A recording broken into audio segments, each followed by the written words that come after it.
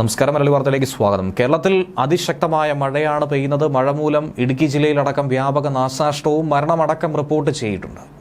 ഇനി അതിശക്തമായ മഴയുണ്ടാകാൻ സാധ്യതയുണ്ട്. വളരെ ജാഗ്രത പാലിക്കണമെന്ന മുന്നറിയിപ്പാണ് നൽകിയിരിക്കുന്നത്. അടുത്ത 5 ദിവസം കനത്ത മഴയ്ക്കാണ് സാധ്യത.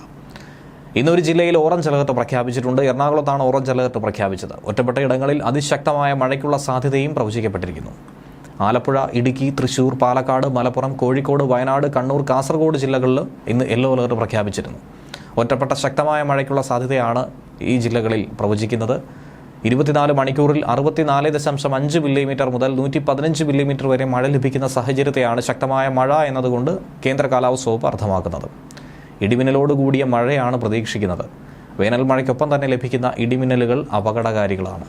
അടുത്ത 3 മണിക്കൂറിൽ എല്ലാ ജില്ലകളിലും ഒറ്റപ്പെട്ട ഇടങ്ങളിൽ ഇടിമിന്നലോടുകൂടിയ മിതമായ മഴയ്ക്കും മണിക്കൂറിൽ 40 കിലോമീറ്റർ വരെ വേഗതയിൽ വീശിയടിച്ചേക്കാവുന്ന ശക്തമായ കാറ്റിനും സാധ്യതയുണ്ടെന്നാണ് കേന്ദ്ര കാലാവസ്ഥാ വകുപ്പിന്റെ മുന്നറിയിപ്പ്.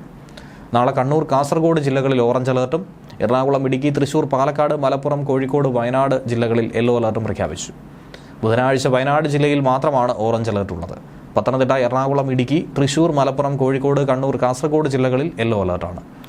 വ്യാഴാഴ്ച മലപ്പുറം, കോഴിക്കോട്, വയനാട്, കണ്ണൂർ, കാസർഗോഡ് ജില്ലകളിലും വെള്ളിയാഴ്ച കണ്ണൂർ, കാസർഗോഡ് ജില്ലകളിലും യെല്ലോ അലർട്ടുണ്ട്.